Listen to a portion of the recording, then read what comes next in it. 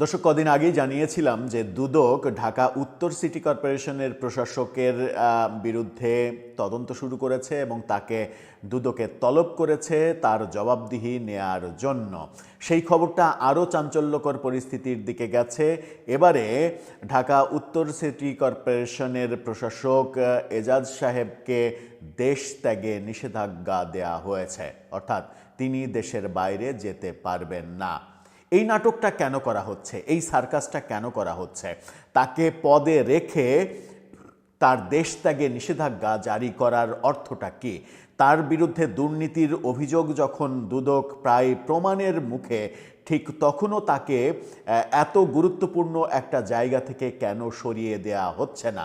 কিংবা তার বিরুদ্ধে এত এত অভিযোগ, তাকে যে দেশ ত্যাগে নিষেধাজ্ঞা দেয়া হচ্ছে, তাকে যিনি বসিয়েছিলেন সেই সাবেক উপদেষ্টা, তার ব্যাপারে দেশ ত্যাগে নিষেধাজ্ঞা কেন দেয়া হচ্ছে না? তার তদন্ত, তার বিরুদ্ধে যে এক গাদা দুর্নীতির অভিযোগ আমরা বারবার বিভিন্ন জায়গায় উঠে আসতে শুনেছি, তার পিএসের 350 কোটি টাকার দুর্নীতির খবর আমরা জানি, যাকেও দেশ ত্যাগে নিষেধাজ্ঞা দেওয়া হয়েছে। কিন্তু সাবেক এই উপদেষ্টা, যিনি অনেক বেশি ক্ষমতাধর, তার ব্যাপারে কেন সরকার ভাবছে না? কিংবা এই ডিএনসিসির যে প্রশাসক, তাকে কেন দায়িত্ব থেকে সরিয়ে দেয়া হচ্ছে না? তার খুঁটির জোরটা কোথায় আদতে? চলুন একটু জেনে দেখি গণমাধ্যম কি বলছে, কি নতুন সিদ্ধান্ত আসলো। থাকবেন পলিটিক্স টিভির নিয়মিত আয়োজনে।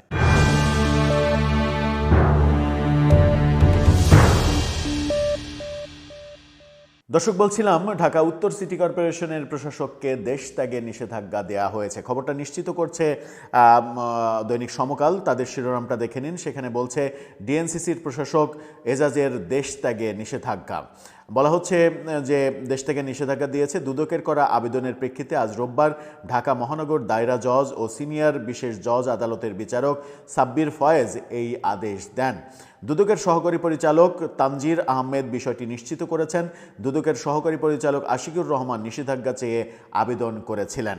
আবেদনে বলা হয়েছে, মোহাম্মদ এজাজের বিরুদ্ধে ক্ষমতার অপব্যবহারপূর্বক নানাবিধ দুর্নীতি, অনিয়ম ও ঘুষ গ্রহণের অভিযোগ দুদকে তদন্তনাধীন।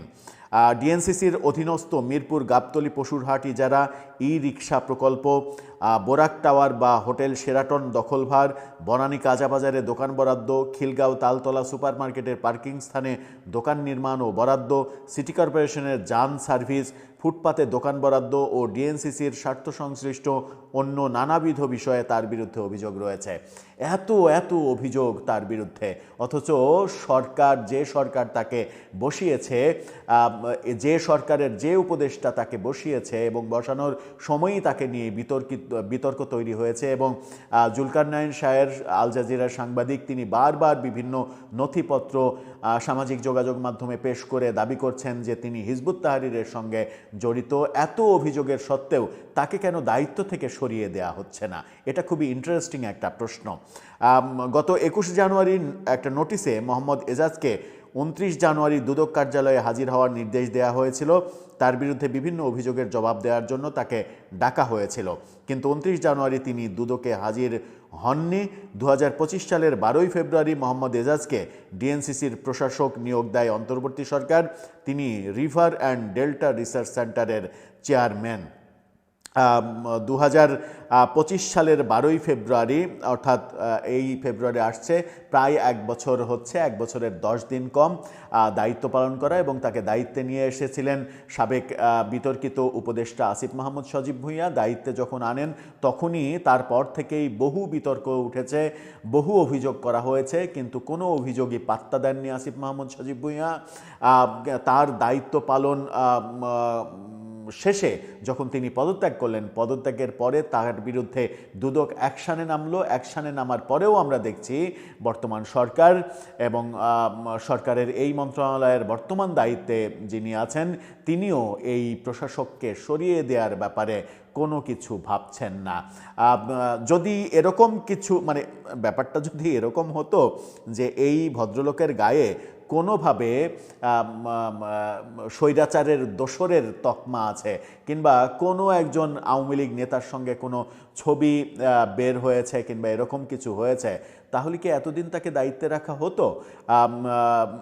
এই যে বিতর্কিত, এত বিতর্কিত সারা দেশে সমস্ত স্থানীয় সরকার, যে চেয়ারম্যান, তারপরে হচ্ছে পৌরসভা মেয়র, সিটি মেয়র, তাদেরকে যে সরিয়ে দেওয়া হয়েছে, তাদের বিরুদ্ধে কি অভিযোগ ছিল? তাদের বিরুদ্ধে দুর্নীতির ঢালাও অভিযোগ ছিল? এরকমভাবে দুদক তাদের বিরুদ্ধে অনুসন্ধান করছিল? না, তাদের বিরুদ্ধে একমাত্র অভিযোগ ছিল তারা আওয়ামী লীগ করেন। তারা আওয়ামী লীগ করার কারণে এক চিঠিতে, সরকারের এক চিঠিতে এক ধাক্কায় সবাইকে বাতিল করে দেওয়া হলো। স্থানীয় সরকার একেবারে টালমাটাল করে দেওয়া হয়েছে। স্থানীয় সরকার টালমাটাল করে দেওয়ার ফলে সারা দেশে একটা অরাজক পরিস্থিতি তৈরি হয়েছে। সারা দেশের কোনো গত 17-18 মাসে কোনো উন্নয়ন কর্মকাণ্ড হয়নি। রাস্তাঘাটের বেহাল দশা, নাগরিকদের যে সেবা, সেই সেবা নিশ্চিত হচ্ছে না। সেই কাজটা সরকার পেরেছে, কিন্তু এই একের পর এক এত অভিযোগ, আদালত থেকে তার দেশ ত্যাগে নিষেধাজ্ঞা জারি করা হচ্ছে, তবুও সরকারের যদি টনক না নড়ে, তাহলে বলতে হবে যে সরকারেরই কোনো শক্তিশালী অংশের সঙ্গে এই এজাজের কি বড় ধরনের কোনো সম্পর্ক রয়েছে এবং স্বার্থের লেনদেন রয়েছে, যে কারণেই তিনি এখনও বহাল তবিয়তে আছেন। সাম্প্রতিক সময়ে আদালতের সঙ্গে কিংবা নির্বাচন কমিশনের সঙ্গে সরকারের বেশ মতপার্থক্যের ব্যাপারটা আমরা দেখছি। আদালতের এই সিদ্ধান্ত নিশ্চিত করেই সরকারের বিরুদ্ধে একটা বড় সিদ্ধান্ত। ওদিকে নির্বাচন কমিশন হ্যাঁ ভোটের ক্যাম্পেনের বিরুদ্ধে যে সিদ্ধান্ত নিয়েছে, সেটাও সরকারের জন্য একটা বড় ধাক্কা। সরকারের শেষ বেলাতে এসে সরকার কি বিভিন্ন প্রতিষ্ঠানের ওপরে যে নিয়ন্ত্রণ প্রতিষ্ঠিত করেছিল, সেই নিয়ন্ত্রণটা কি তারা হারিয়ে ফেলছে? দর্শক, আপনার কাছে কি মনে হয়? মতামত জানিয়ে লিখতে পারেন আমাদের কমেন্ট বক্সে।